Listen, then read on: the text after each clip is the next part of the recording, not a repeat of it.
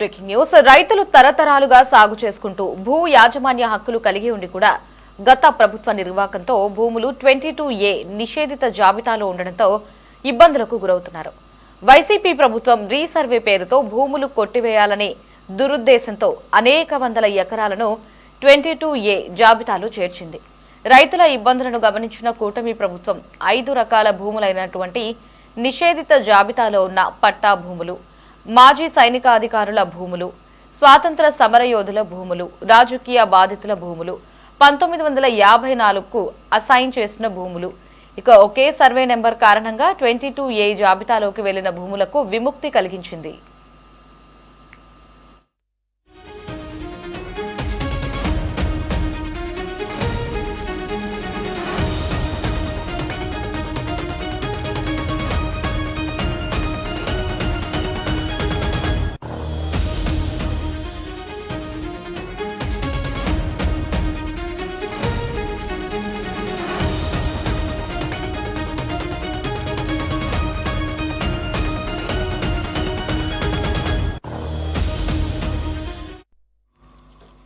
అంతేకాదు 22A జాబితా నుంచి తొలగింపు ప్రక్రియను కూడా చాలా సులభతరం చేసింది. 9 రకాల పత్రాల్లో ఏ ఒక్క పత్రం ఉన్నా ఈ భూములకు 22A నుండి విముక్తి లభిస్తుంది. దీంతో పాటు ఏళ్ల పాటు నుండి సమస్యాత్మకంగా ఉన్న గ్రామ సర్వీసు ఈనాం భూములకు కూడా మోక్షం కల్పించారు.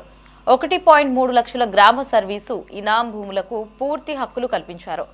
ఆ తర్వాత కొద్ది రోజులకే 33,000 ఎకరాల షరతులు గల పట్టా భూములను 22A జాబితా నుండి తొలగించారు. ఈ భూములను రైతులు నిరభ్యంతరంగా రిజిస్ట్రేషన్లు చేయించుకోవచ్చు, ఇక అవసరాలకు విక్రయించుకోవచ్చు. అదేవిధంగా చుక్కల భూముల జాబితాలో ఉండి 22Aలో ఉన్న మరో 1,90,000 ఎకరాల భూములకు మరికొన్ని రోజుల్లో విముక్తి కలిగిస్తూ ప్రభుత్వం ఉత్తర్వులు ఇవ్వబోతోంది. ఇప్పటికే ఈ భూములపై ప్రభుత్వం ఒక నిర్ణయానికి వచ్చింది. రైతులు, భూ యజమానుల హక్కుల పరిరక్షణ దిశగా కూటమి ప్రభుత్వం అడుగులు వేస్తోంది. ఇక రానున్న కాలంలో ఈ అడుగులు మరింత వేగంగా పడబోతున్నాయి.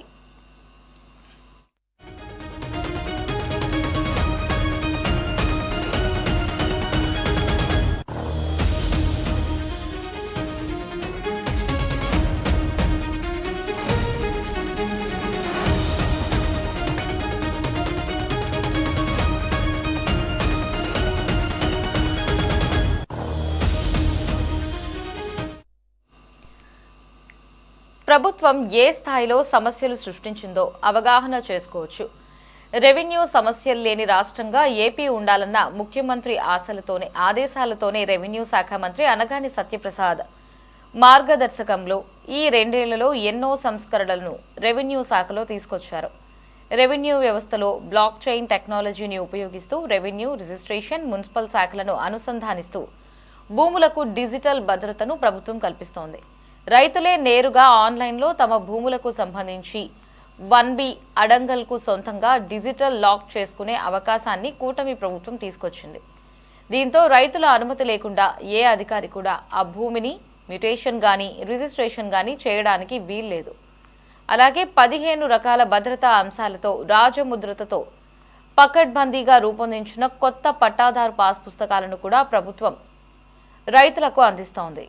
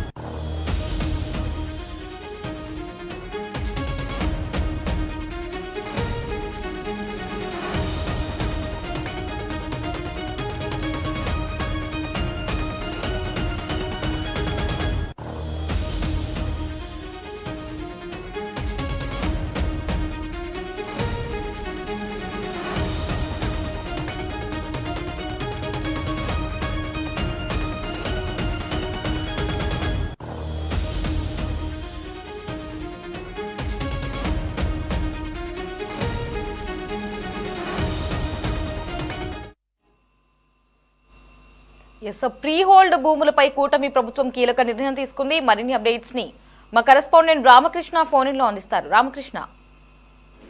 లారీ, ఆంధ్రప్రదేశ్ లో భూముల సమస్యలకు శాశ్వత పరిష్కారం చూపించాలనే లక్ష్యంతో కూటమి ప్రభుత్వం వేగంగా ముందుకు సాగుతోంది. ముఖ్యంగా 22A నిషేధిత జాబితాలో చిక్కుకొని ఇబ్బందులు పడుతున్నటువంటి రైతులు, పేదలు, భూ యజమానులకు ఊరట కలిగించేలా కీలక నిర్ణయాలు తీసుకుంటుంది. ఇప్పటికే 1,60,000 ఎకరాల భూములకు విముక్తి కల్పించారు. మరో 1,90,000 ఎకరాల చుక్కల భూములకు త్వరలో పూర్తి హక్కులు కల్పించేందుకు ప్రభుత్వం సిద్ధమవుతోంది. గత ప్రభుత్వ హయాంలో రీసర్వే పేరుతో అనేక భూములను 22A కింద నిషేధిత జాబితాలో చేర్చడం జరిగింది. దీనివల్ల రైతులు తీవ్ర ఇబ్బందులు ఎదుర్కొన్నారు. తమ పేర్ల మీద భూములు ఉన్నప్పటికీ అమ్మకాలు గాని, రిజిస్ట్రేషన్లు, అలాగే బ్యాంకు రుణాలు తీసుకోవటం సాధ్యం కాక రైతులు ఇబ్బందులు పడ్డారు. చాలా చోట్ల పట్టాదారు పాస్ పుస్తకాల్లో భూముల విస్తీర్ణం తగ్గించి నమోదు చేయడంతో రైతులు కొంత అసంతృప్తి వ్యక్తం చేశారు. కూటమి ప్రభుత్వం అధికారంలోకి వచ్చిన తర్వాత రెవెన్యూ వ్యవస్థను గాడిలో పెట్టేందుకు ప్రత్యేక చర్యలు అయితే చేపట్టింది. ముఖ్యమంత్రి చంద్రబాబు ఆదేశాలతో రెవెన్యూ శాఖలో సంస్కరణలు చేపట్టారు. రైతుల సమస్యలను నేరుగా తెలుసుకునేందుకు గ్రామ సభలు, రెవెన్యూ సదస్సులు నిర్వహిస్తూ అక్కడికక్కడే సమస్యల పరిష్కారానికి చర్యలు తీసుకోవడం జరిగింది. భూముల భద్రత కోసం ప్రభుత్వం సాంకేతికతను కూడా ఉపయోగిస్తా ఉంది. రెవెన్యూ, రిజిస్ట్రేషన్, మున్సిపల్ శాఖలను అనుసంధానం చేస్తూ బ్లాక్ చైన్ విధానాన్ని తీసుకొచ్చి ప్రయత్నం చేస్తా ఉంది.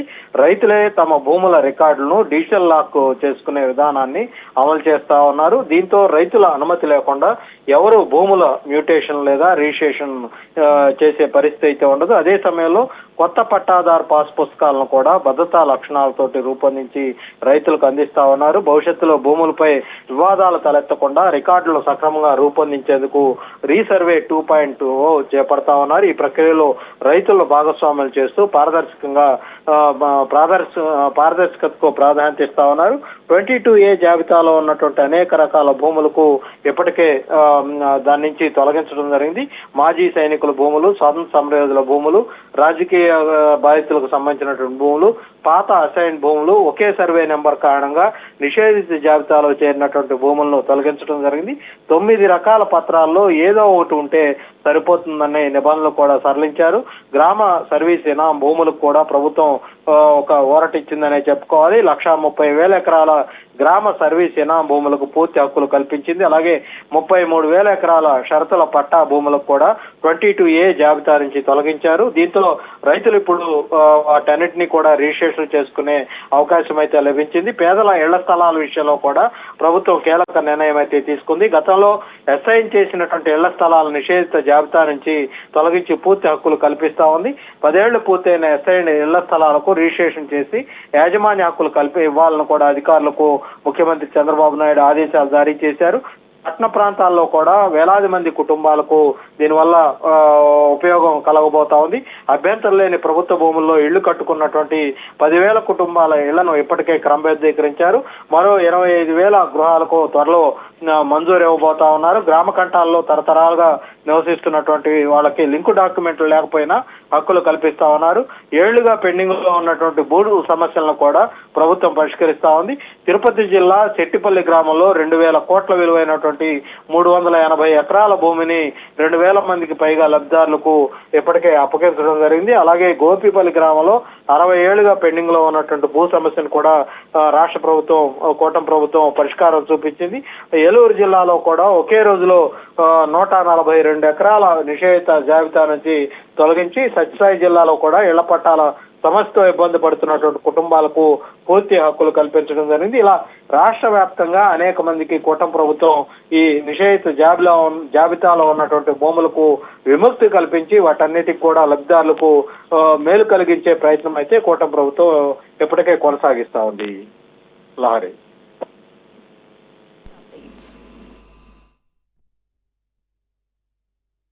Krishna, thanks for the updates.